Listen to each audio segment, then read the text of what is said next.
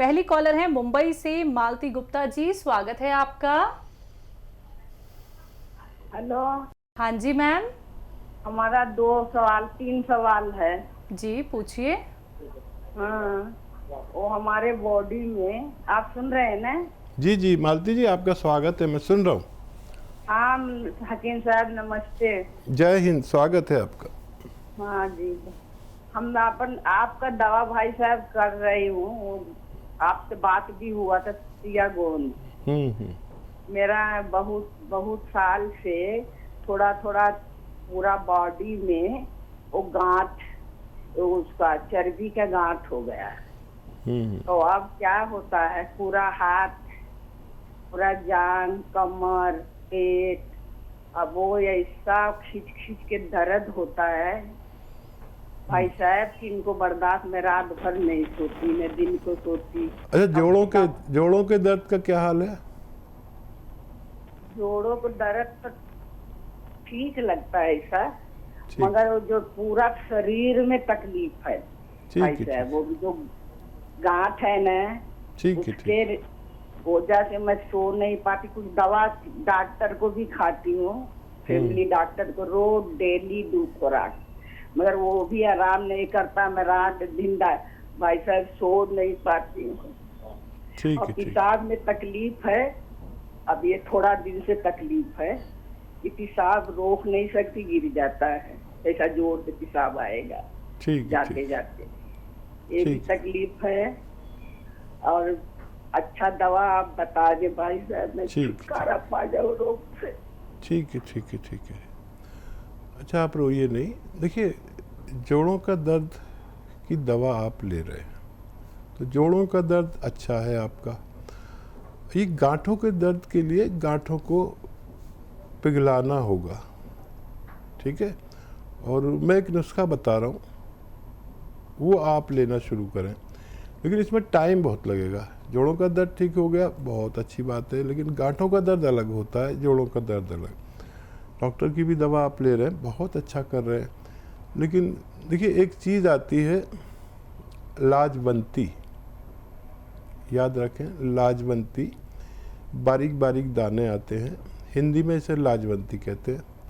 और पंसारी के यहाँ भी मिलती है, दवा बेचने वालों के यहाँ मिलती है, बारीक बारीक दाने हैं। ये लाजवंती आप आधा चम्मच लाजवंती 1 गिलास पानी में, गर्म पानी में मिलाएं और हिलाते रहें, उसमें गांठ ना पड़ने दें। और ये जब मिक्स हो जाए तो इसको आप ले लें, खा लें। और इसके बाद सोडा होता है खाने का, आपके किचन में खाने का सोडा 1 चुटकी, और 1 चुटकी नमक जैतून, ये असली लेना है, ये नकली भी मिल जाता है। सोडा तो आपके किचन में असली होता है, नमक जैतून असली ले लें। और 1 चुटकी नमक जैतून, 1 चुटकी खाने का सोडा, 2 गिलास पानी में मिलाएं और दिन में कम से कम 1 बार, ज़्यादा से ज़्यादा 2 बार इसको पी लिया करें। बहुत टाइम लगेगा, लेकिन फ़ायदा होना मुमकिन है। तो मैम आपको फ़ायदा हो जाएगा, लेकिन आप ऐसे हिम्मत बिल्कुल मत हारिएगा।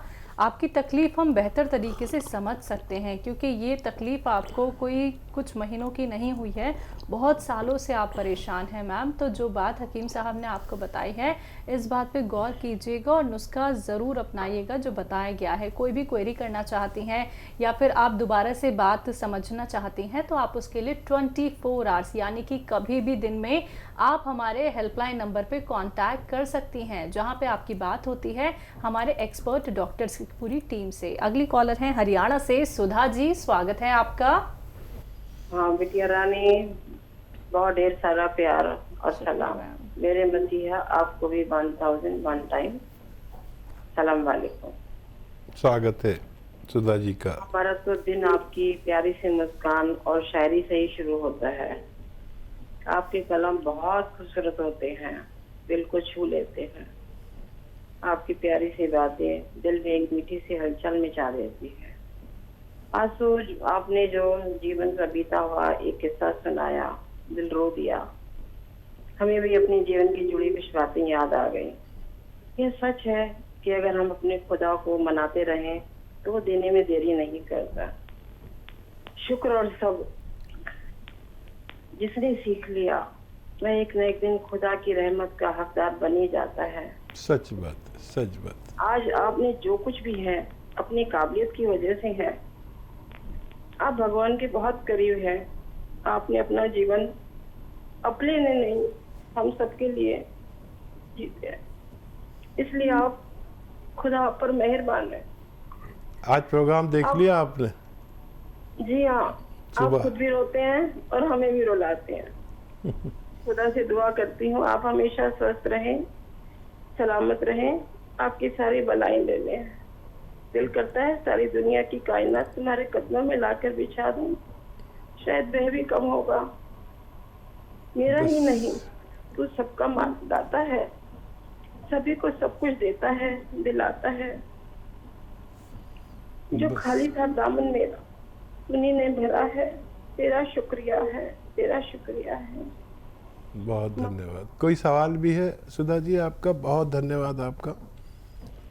जी हाँ, मेरा एक सवाल है। मैं यही पूछती थी जो अभी शैलजा ने किया। मैं भी सोची थी मैं जैतूनी नमक और मीठा सोडा लेती हूँ, 1 चुटकी और 2 चुटकी वो लेती हूँ जीरा। तो मेरा मन है कि मैं सिरके में वो डाल के ले लूँ, जो जीरे का सिरका मैंने मंगाया है आपके यहाँ से, उसमें 1 चुटकी जैतूनी नमक और 1 चुटकी वो डाल के ले लूँ। मीठा सोडा ज्यादा अच्छा रहेगा क्या? हाँ, उसमें यह जरूरत नहीं है। हाँ, जीरा तो डालने की ज़रूरत नहीं है, वो जीरे का ही सिरका है। बाकी दोनों चीज़ें आप डाल के ले सकते हैं, तो वो बहुत तेज़ काम करता है। और बहुत शुक्रिया। देखिए, आप हमारे सारे प्रोग्राम देखते हैं, हमसे जुड़े हुए। हमारे लिए दुआ आपकी बहुत कीमती है, बाकी कुछ भी कीमती नहीं आपकी दुआ के आगे। और बस ऐसे ही जैसे आप लोगों की सेवा करते हैं, करते रहें, हमारे साथ जुड़े रहें, और हम भी आपके लिए बहुत अच्छी सोच रखते हैं। बिल्कुल।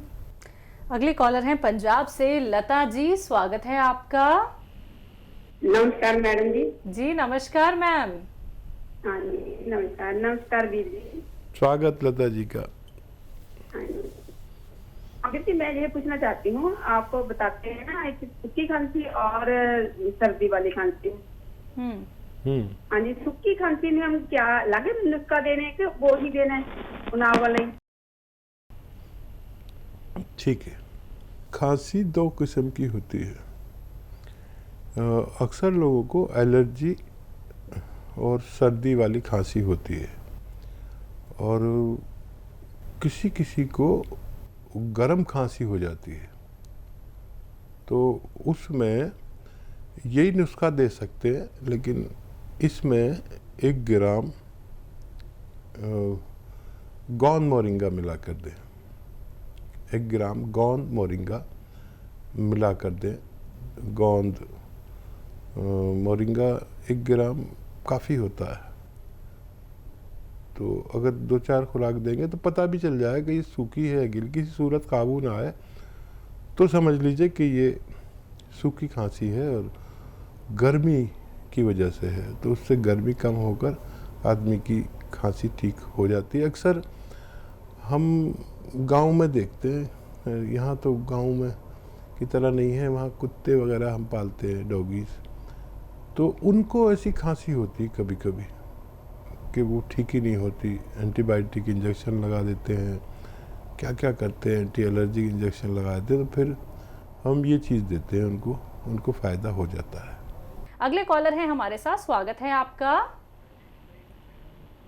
राजेश्वरी जी। जी स्वागत है। Hello hello. हाँ जी, नमस्ते भाई साहब जी। जय हिंद, स्वागत है। हाँ जी, आपके उससे एक बहन और जुड़ गई है। जी जी जी, आपके स्वागत। सोच है। हाँ जी, बहुत हाँ जी। मेरे सवाल है भाई साहब, मेरे दामाद हैं, वो फौज में लेफ्टिनेंट कर्नल है, आर्मी में जी। तो उनको इनक्लोजिंग स्पॉन्डिलाइटिस है, आप उनके लिए कुछ बताइए। ठीक है, मेरी तरफ से उनको जय हिंद बोलें। और देखिए, ऐसे बैठे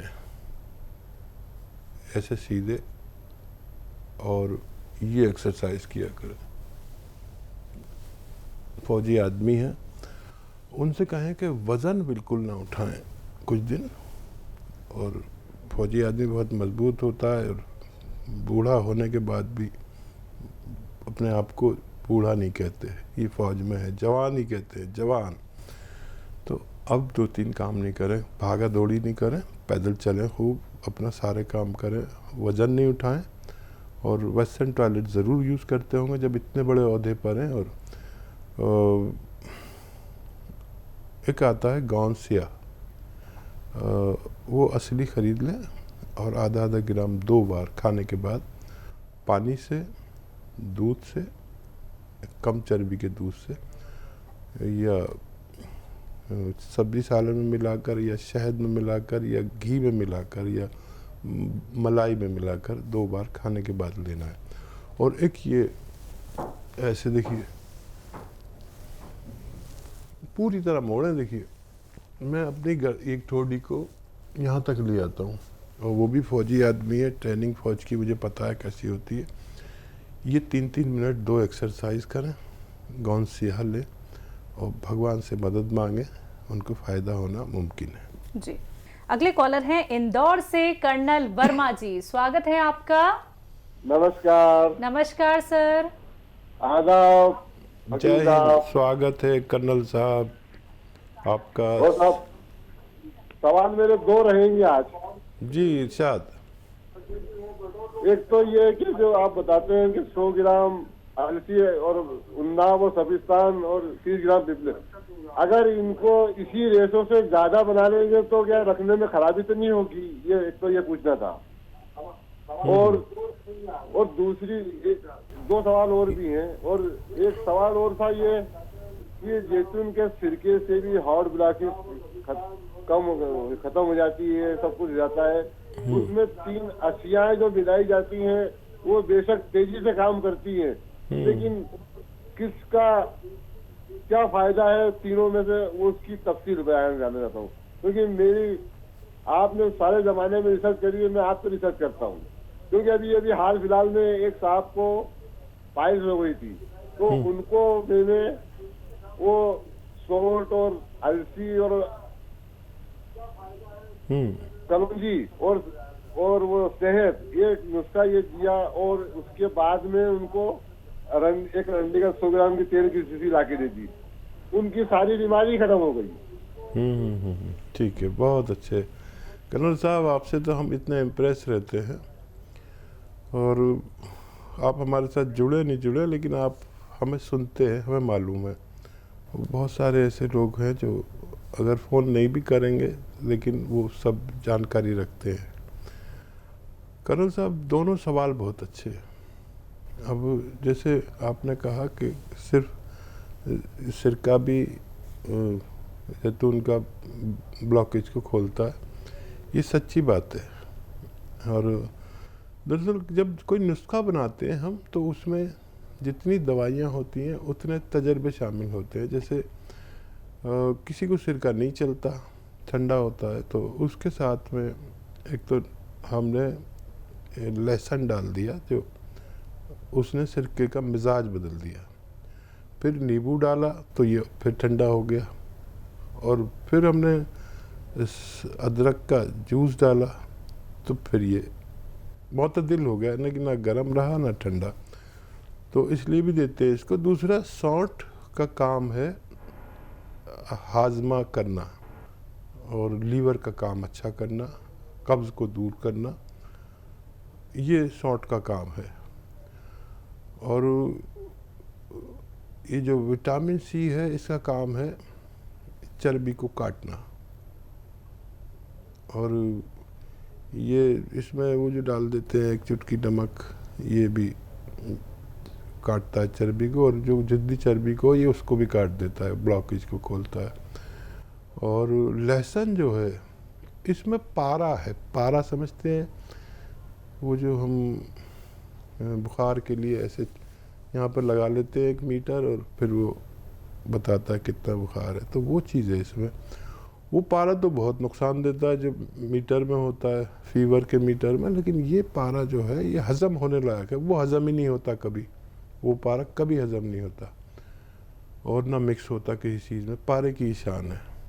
और ये पारा जो है लहसुन में, ये खून में मिल जाता है और खून को साफ़ करता है, स्वच्छ करता है और जहाँ जहाँ तेज़ी लाता है उसमें, इस काम को करने में तेज़ी लाता है। हज़म तो करता ही है, चर्बी का दुश्मन है, और जहाँ जहाँ ज़िद्दी चर्बी ब्लॉकेज बनाती है उसको फिर ये मजबूर कर देता है इसे खोलना। और वर्मा साहब इतने फ़ायदे हैं एक एक चीज़ के, आपको भी बहुत तजर्बा हो गया और आने वाले समय में और ज़्यादा तजर्बा होगा कि ये जो हम किचन में चीज़ें यूज़ करते हैं अगर हम सही मात्रा में यूज़ करें तो ये दवाओं की नौबत ही ना आए। जैसे आपने किसी को नुस्खा दे दिया सौंठ का, तो बवासीर के मरीज़ थे और उनकी बवासीर ही ख़त्म हो गई, तो इसने हज़म ठीक किया। हज़म ठीक किया तो बवासीर कहाँ से रहेगी? हज़म ठीक कर लीजिए, बवासीर का नामो निशान मिट जाता है। और क्या सवाल था इनका? अलसी सपिस्तान वाला जो नुस्खा आप बताते हैं, अगर उसे हम ज़्यादा बना के लंबे वक्त तक रखें। हाँ, अच्छा देखिए, वो एक रेशो ये है, आप अपनी मर्ज़ी से ज़्यादा भी बना सकते हैं और दवा पिस जाने के बाद अगर उसको मॉइस्चर मिले या सही माहौल ना मिले तो ख़राब होने में ज़्यादा वक्त नहीं लगता। तो बना तो कितना भी सकते हैं, और जो वैसे मरीज़ नहीं हैं, ऐसे मरीज़ हैं जो ज़्यादा बनाना चाहते हैं, तो बेहतर ये होगा जिनको शुगर नहीं है वो इसी की सफ़ूफ की बराबर शहद में इसको मिक्स कर दें ताकि ख़राब होने का ख़तरा ख़त्म ही हो जाए। रेशो ये रहेगा, आप बना कितना भी सकते हैं, आपको फ़ायदा मुमकिन है।